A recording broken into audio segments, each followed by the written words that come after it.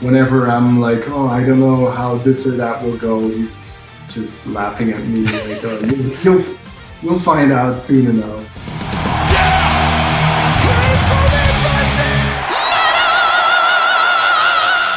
Welcome to the channel, everybody. I'm Belgian Jasper. If this is your first time on the channel, hit subscribe right now. Epica is one of the biggest success stories in modern metal. For 20 years now, this band has been growing like crazy, and they are just about to release their new album called Omega. To discuss the new album and much, much more, I sit down with guitar player Isaac Delahaye.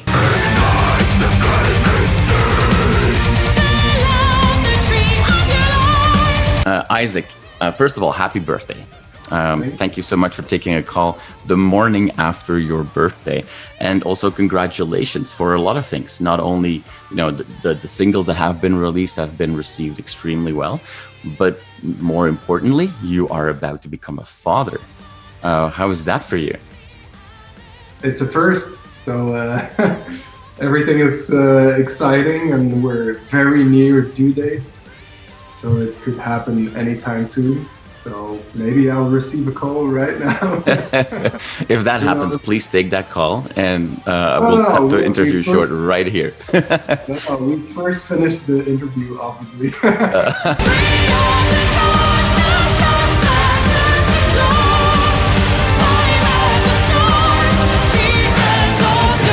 It's exciting. It's one of the, let's say, lockdown products. Yeah. There's more than one parent in the band right now. Are they already giving you a bunch of tips, like the members that have children right now? Yeah, well, Simone is a mother already, and she called me yesterday for my birthday and also asked obviously about my girl's big belly at the moment and how things are going, so she's giving some advice. And then Koen, he's also a father of a daughter and a son. Whenever I'm like, oh, I don't know how this or that will go, he's just laughing at me like, oh, you'll find out soon enough. And yeah. It's good to have people like that already in the band, so you know like what they went through and how it was to be in a band and become a father or a mother. So I'm pretty confident that this is a combination that will still be awesome. Yeah. Well, I mean, Simone obviously, she famously played a whole tour being quite pregnant. I think she even played Graspa Festival quite pregnant. Yeah, 6 months pregnant by that time. Yeah, that's crazy. So let's go into the new album, Omega.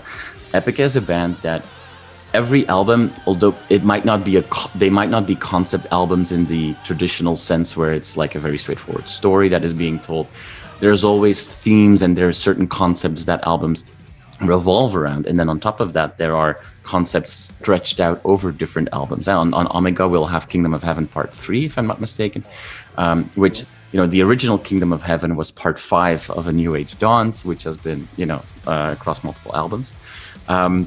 From what we've heard so far, it seems that from the singles that have been released, the struggle, often internal struggle between light and dark, good and evil, seems to be a big topic. But can you share a little bit more about what stories are that the album is talking about? You're totally right that it tends to be kind of a concept album, but it never really is, except for maybe The Divine Conspiracy. It's pretty much the third part of the trilogy, which would be Quantum Enigma, Holographic Principle, and then Omega, which one of our first ideas was to call it the Omega Point, because that's the three words in an Epica album title. Exactly. So people were already guessing what it could be. But there's this scientific thing called the Omega Point. It's a theory in which the theory itself says that the universe will eventually come down to one single point again.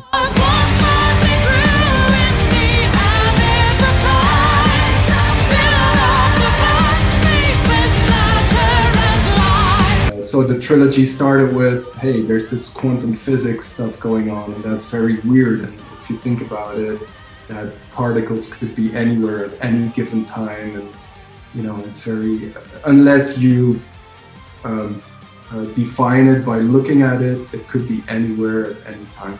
Yeah. So that's the enigma. Then you had one of the explanations could be that everything is a hologram. So you have a wave of possibilities, and then the hologram is like shaping. You're pretty much the author of your own imagination, and that was what the previous album was about. And then now Omega is kind of how it could all end, and and then the possible enlightenment or whatever will come after this, and so that's the end part of this 3-album cycle.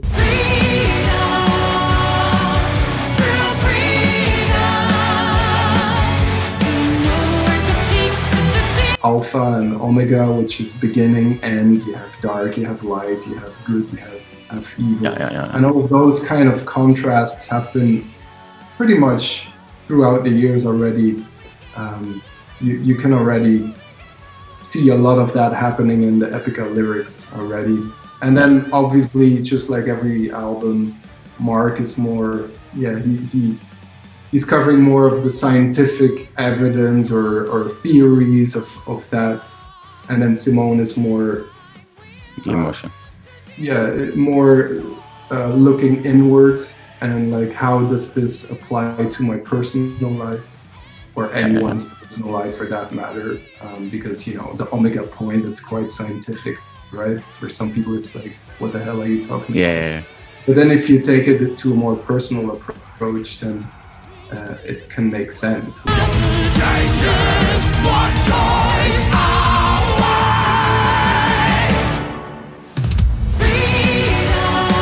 Let's say you have a very big problem, right? And you can't solve it. And it's like haunting you, and you can't sleep, and you feel down, and you feel depressed about it, whatever it is. It's like a big thing, and it's a big bubble. And then when you finally find a solution, or it solves itself, or whatever it is, it disappears. Mm-hmm. That's your Omega point. That's where the biggest problem on Earth for you just vanished, right? Yeah. It's not a problem anymore. So again, our lyrics are constantly pointing out that there should be a balance. Also, one of the new singles, Habits of Time, is about that balance. Yeah. As you can also see in the video clip, also our music, it's metal music and then orchestration, like classical music and metal music, and it's finding that balance.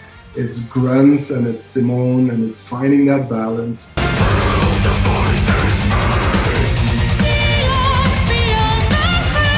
Epica always has a lot of meaning and layers in the artwork, the lyrics, and everything.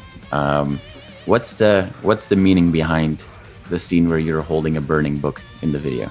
Oh, well, so this song, as I said, it's about this balance, but also about the emerald tablets. So if you have seen the video, you see at some point Kuhn is holding a tablet that's representing the emerald tablets, which are ancient writings about, let's say, the truth of life and the true meaning of life and stuff like that. So to make it short, we're 6 members, and everyone in the band needed a certain role in that video clip.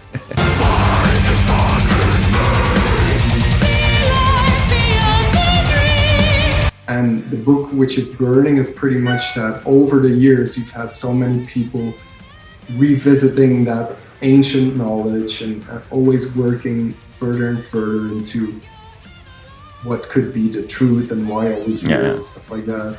So what was more difficult for you, holding that that burning book in front of you without issue, or putting in contact lenses to change the colors of your eyes?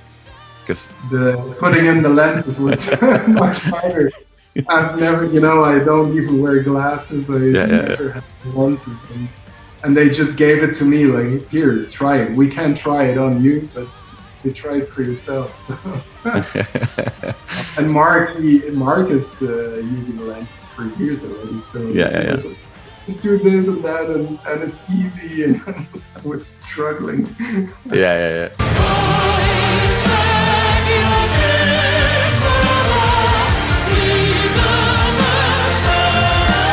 And so the video, I mean, has been watched a lot of times already since it was released. A lot of positive feedback on that.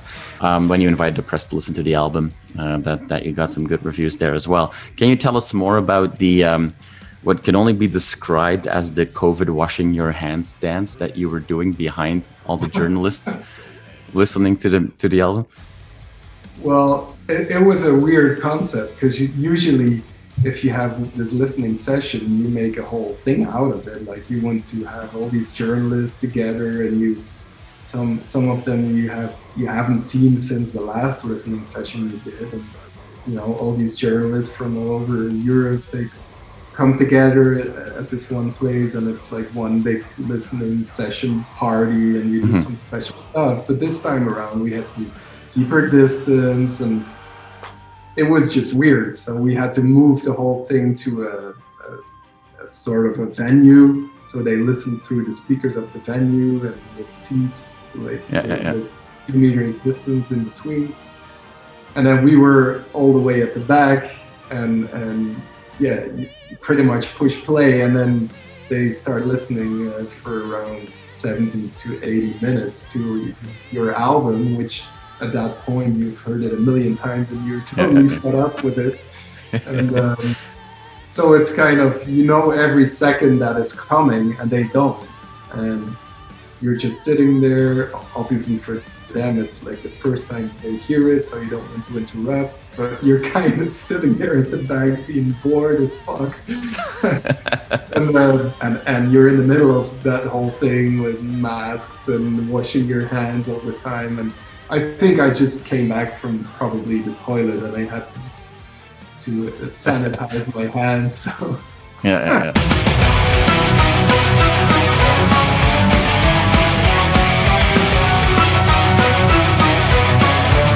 Epica has been very successful. There's no doubt about it. It's one of the bigger success stories in metal in the last decade, really.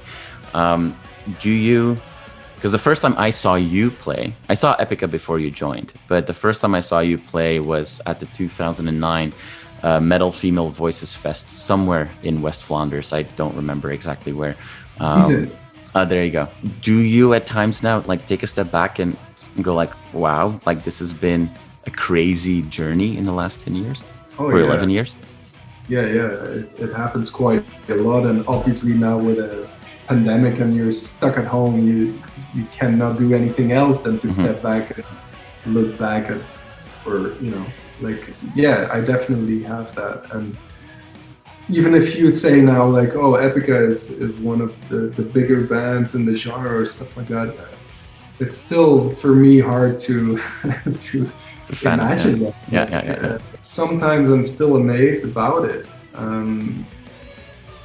that people think of us like that, and probably that's because, you know, every time we have a new album, also now with the new album, it's kind of well, maybe it's not the right word, but I would say it's a struggle. Like you want all 6 of us want to have the best possible album. Yeah.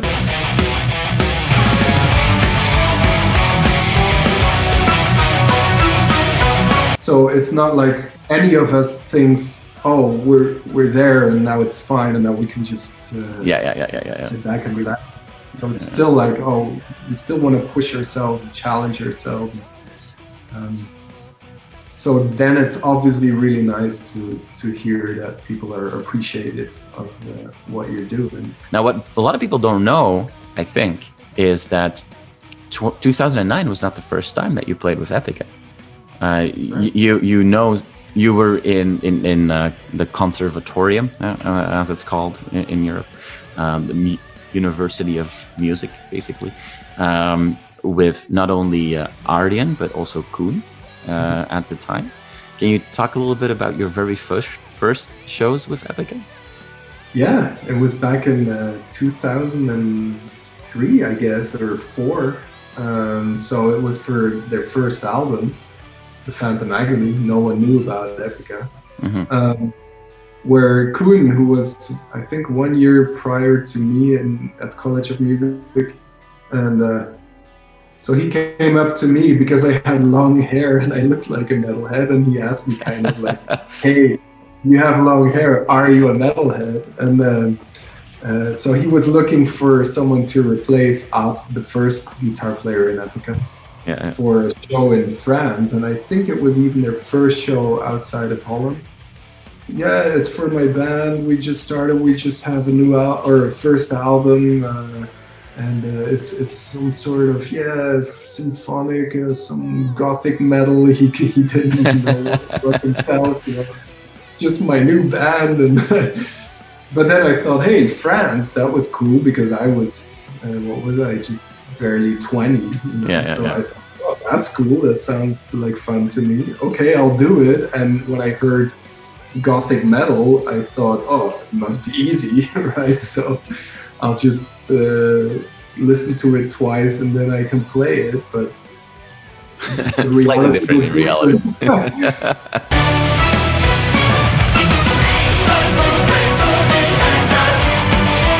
I started to practice and I thought, what the fuck, this is pretty difficult sometimes, like very technical stuff going on. Prior to that, they had this mini tour, I think 1 week of shows, and I think all of the other shows were in Holland. So I joined them for the whole week. And the first couple of shows, I could still watch the show and see how Ad was playing or what was going on, so I could have a look and get to meet everyone.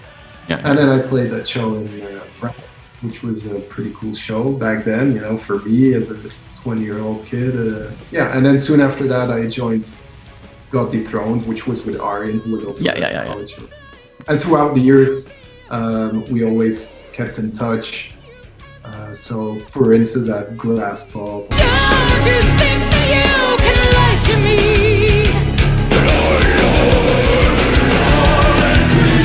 Sometimes I even, for signing sessions, I switched places with Eve because back then maybe we look alike. Yeah, that's true.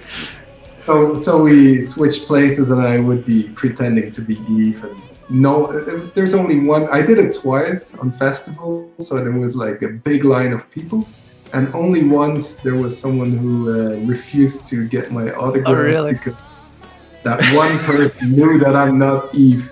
And where you were like, Eve was always like 2 meters away from me. Just standing right beside me with a beer in his hand. No one ever except that one person.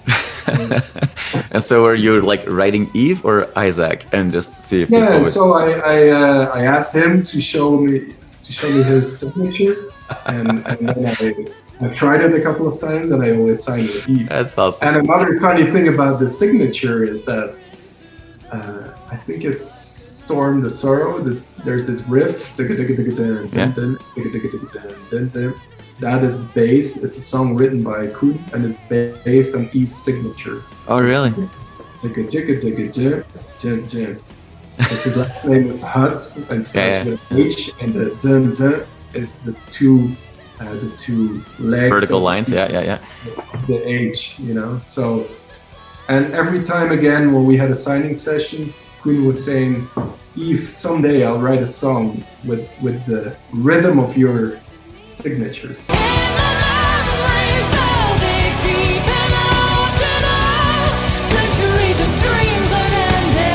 The Omega tour, I mean, I don't know if that will be the name of the tour, but it's been postponed to 2022 now, or 2020, 2022. Depending on if you count the Sahara Dust days or not, it will either be during that tour, at the end of that tour, that Epica will celebrate its 20-year anniversary. Is the band already thinking about special plans for that milestone? Well, we were thinking about it, but then the world stopped turning, so to speak, and we had other things on our mind. And so it's definitely something which is in the back of our minds right now and not at the front. But yeah, I mean, we first want to make sure that with this new album we can do proper promotion, and obviously 20 years is quite a big milestone. It is, yeah. So, I'm pretty sure that we will do something special, but as of now, it's not really defined what this could be. Yeah.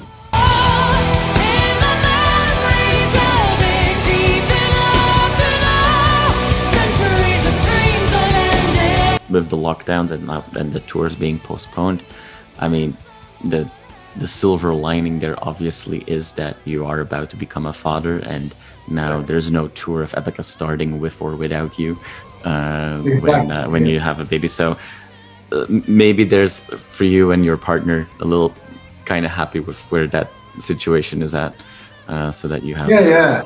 And that's the thing, you know, if I'm talking about good and bad and black and white, you know, that's another thing. And of course, it sucks to not be on the road and not being able to properly promote your album if you're releasing an album. But then, you know, there's other stuff which comes your way, and you just take the advantage of, you know, the bad stuff happening, and you look at it from a different angle. It's a good thing again. So yeah, awesome. I'm not complaining at all. Awesome. Well, Isaac, it's exciting. The album is almost here. I know a lot of people are extremely excited to get their copy sent in the mail, and myself included. And thank you so much for taking so much time again on the morning after your birthday, for answering my questions.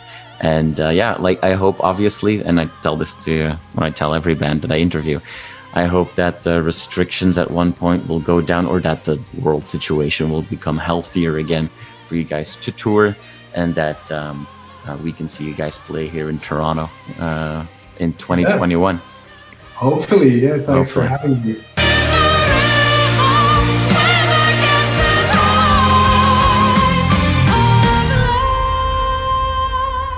You're awesome for watching this video. Click right here to see more content like it, and subscribe to the channel.